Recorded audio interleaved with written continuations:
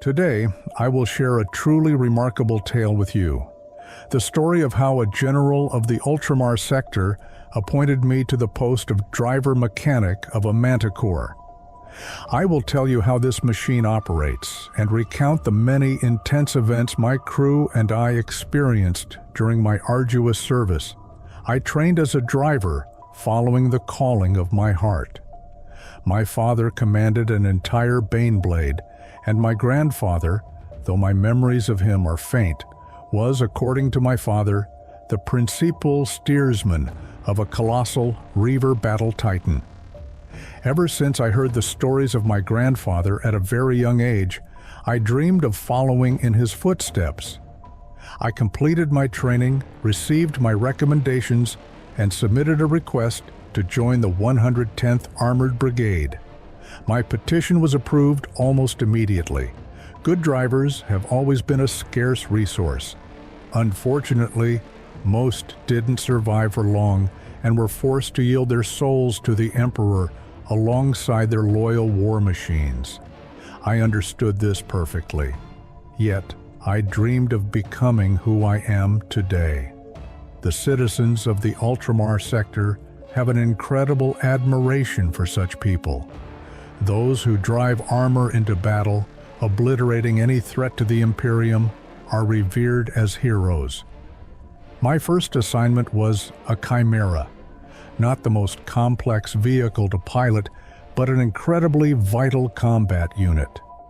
When I first felt its raw power, a hope blossomed in my heart that one day I would show enough valor to be promoted to a much heavier tank. I remember my first combat mission very clearly, delivering 2 full squads of the Imperial Guard closer to the borders of the Eastern Front.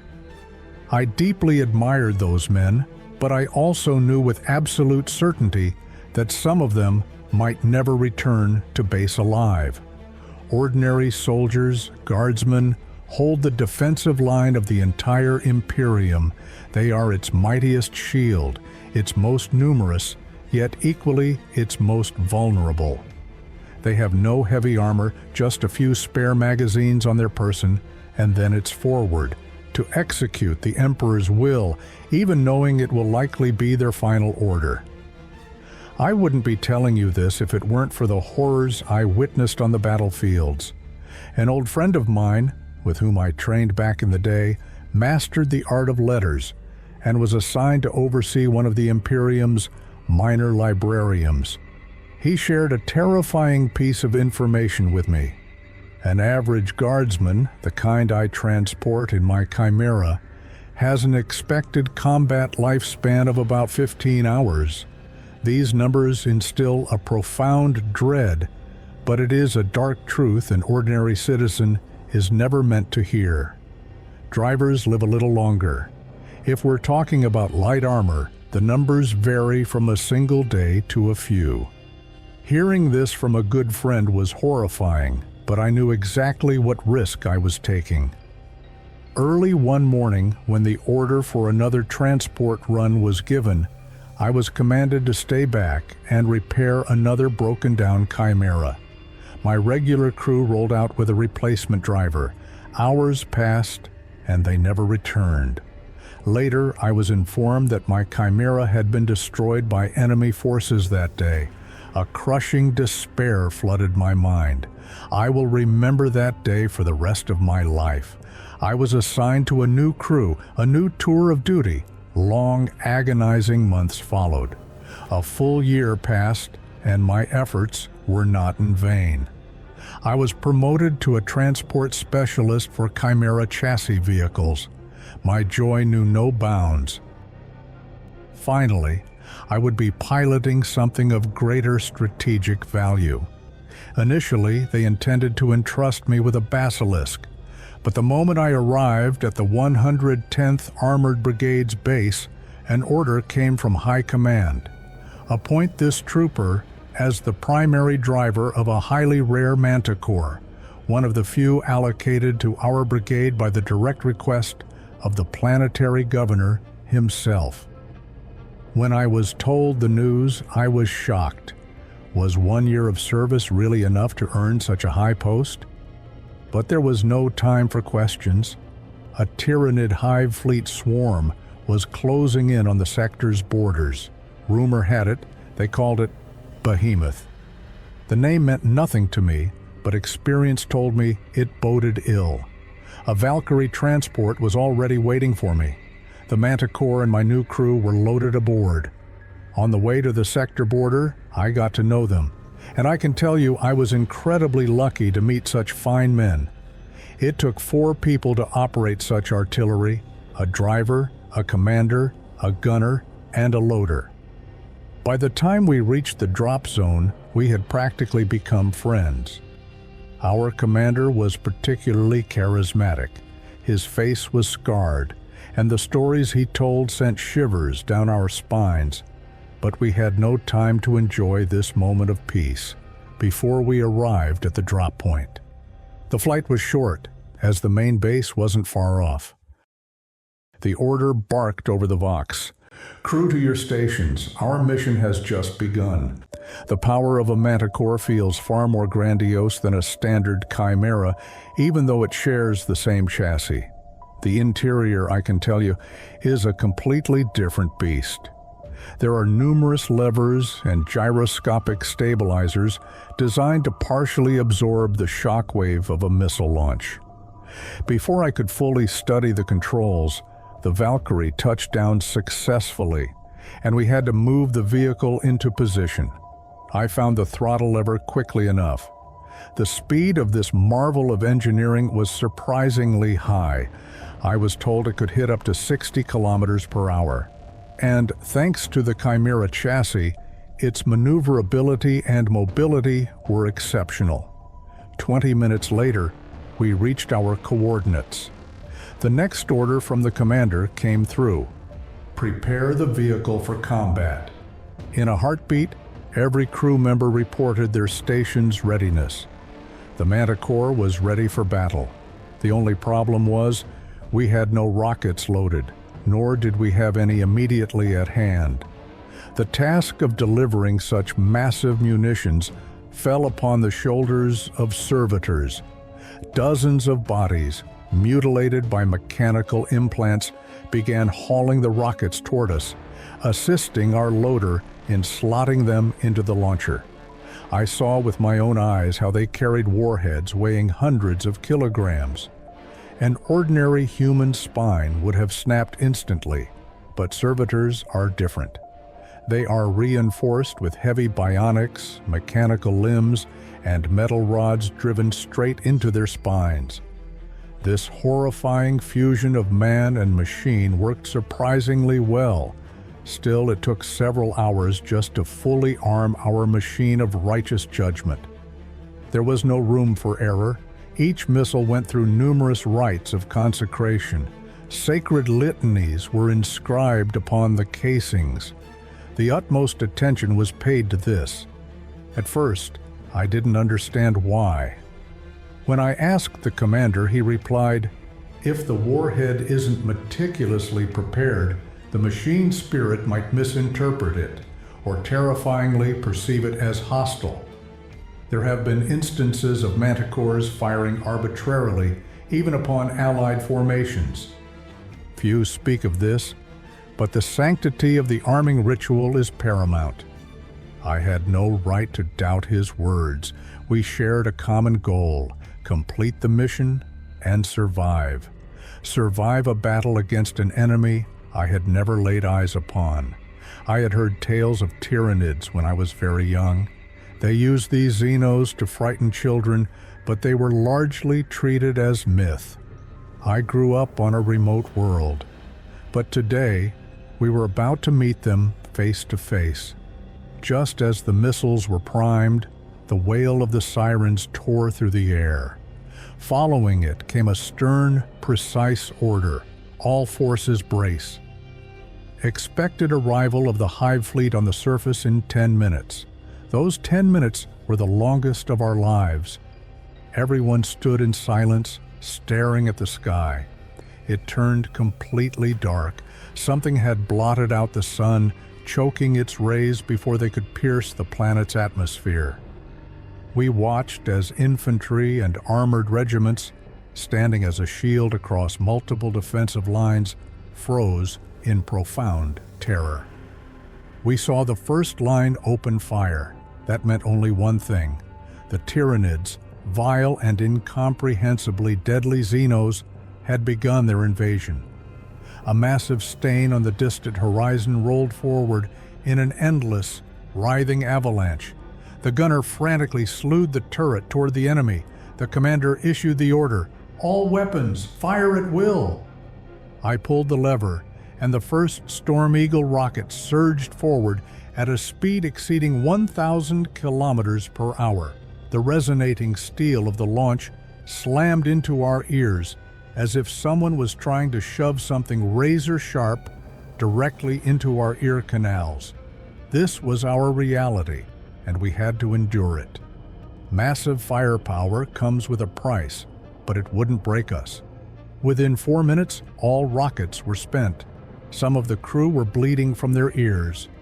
The Manticore has baseline acoustic dampening to protect the crew, as well as gyroscopic stabilizers to keep the tank from flipping. The amount of energy released during a launch is staggering, and we felt every bit of it. Looking at the horizon, all we could see were the flashes of impact. We saved several companies of guardsmen and tanks from certain death, buying them time to fall back. But the Tyranids were multiplying by the minute. We had to relocate. Without wasting a second, I drove to the next rallying point. The first line of defense had been breached. Reloading at an accelerated pace would still take at least 2 hours. In the meantime, we could only wait and pray that the Imperial Guard could hold the Xenos back. On the horizon, I spotted a flight of Thunderhawk gunships. It was the Ultramarines coming to our aid. From my father's stories, I knew that if you see an Adeptus Astartes on the battlefield, it means the entire planet is facing an apocalyptic threat. Today, there were hundreds of them. I was terrified to imagine just how doomed we were. Would we survive? How would this massacre end? Meanwhile, 2 of the 4 rockets had been successfully loaded. The Space Marines arrived right on time, buying us the minutes we needed. But suddenly, a monster burst out of nowhere, 3 meters tall, wielding massive, blade-like scything talons. It tore through to our position with terrifying speed, slaughtering servitors and guardsmen in its path. For a few seconds, it vanished. Before we could even process what was happening, we saw its vile appendage skewer our loader clean through. Refusing to succumb to panic, the commander drew his last pistol and unloaded his entire charge into the monster. The Xenos collapsed. The commander raised his chainsword over it and finished the beast. Afterward, he simply said, "We have lost a dear comrade. Let his death not be in vain." With silent grief, I returned to my auger screens, fully aware that any one of us could have been in his place. Without the loader, the gunner had to take over the grueling task. The reload was delayed. All we could hear was the Vox crackling with new orders from high command. After an incredibly tense hour, knowing the reinforcement squad sent to protect the Manticore wouldn't arrive anytime soon, we managed to finish. The Manticore was ready to strike again, but revealing our position to the enemy was suicide. The commander ordered us to hold and defend the artillery piece with our lives. Suddenly, a new swarm appeared on the horizon, moving toward the Guard's defensive lines. They were flying creatures, not large, but capable of spitting a caustic bioacid from their biological weapons. To our misfortune, a flock broke off from the main swarm and headed straight for us. We were completely exposed. A harsh, urgent order came over the Vox. "Manticore Crew 5, relocate immediately. A swarm of gargoyles is inbound. Threat level high." Wasting no time, we scrambled into the Manticore. But there was a critical issue. 4 Storm Eagle rockets were fully primed for launch, yet no firing solution had been authorized from command. There was no time to think. I threw the tank into gear and tore away from impending doom. We were retreating over rough terrain, fully loaded. Our speed was severely hampered, nowhere near enough to outrun gargoyles. 3 minutes later, they caught up to us. If we didn't act, a gruesome end awaited. The commander barked the order. "Gunner, you're with me. We protect the warheads from the Tyrannid acid. If it eats through the casing, we all die. Driver, do not stop. Maximum speed." The commander and the gunner popped the upper hatches. They were heavy, about 40 kilograms each. They unhinged them and used them as physical shields to cover the warheads, holding them in place as long as possible while simultaneously firing back at the gargoyles with their last pistols. Shredding the wings of those foul beasts wasn't difficult, but their caustic bile splattered all over the missile launch rails. I saw red warning runes flashing on my control panel. The firing mechanism was completely compromised. Launch was impossible. The commander ordered me to make for the nearest forward operating base. We had to save the Manticore at all costs. The roar of the engine was suddenly drowned out by an agonizing scream. It was the gunner.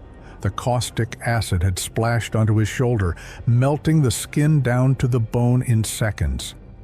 Using his last ounce of strength, he kept holding the hatch shield with his other arm. I could hear the heavy metal hatch frantically clattering against the rocket casing. Things were dire. I couldn't push the engine any faster. The sacred mechanics were already running far beyond the red line. Suddenly, from over a ridge, a volley of fire tore into the gargoyles. Salvation. A fresh surge of adrenaline flooded our veins. We had a chance. Under the cover of Allied fire, the Tyrannid vanguard broke off. We managed to limp into the military base. The Manticore was heavily damaged, but we praised the machine spirit for not failing us in our darkest hour. The gunner was rushed to the Medici. He was incredibly lucky. A few minutes more, and the acid would have begun liquefying his internal organs. But he lived. A planetary slaughter on an unimaginable scale began that day. I was told later that our engagement was merely a distraction, while the main Tyrannid swarm bypassed us to strike deeper. Countless worlds were devoured and reduced to barren rock. A massive swath of Ultramar fell before the great devourer. Through unimaginable sacrifice and valor, the sector was ultimately saved. But the sheer scale of the losses defied human comprehension. Victory, but at what cost? During the Tyrannic Wars, I was frequently deployed on similar missions. I remember one specific, utterly horrifying order. We were loaded with a biological weapon, a virulent toxin designed to exterminate all organic life within a radius of hundreds of kilometers. When we learned what this volley would cost, we couldn't hide the horror on our faces. We fired directly at the coordinates where the Imperial Guard was locked in melee with the Tyrannids. Obeying orders, entire regiments of Allied guardsmen were annihilated just to halt the Tyrannid advance. It is a price that will haunt our nightmares forever. Human lives are merely a resource the Imperium spends to achieve its goals.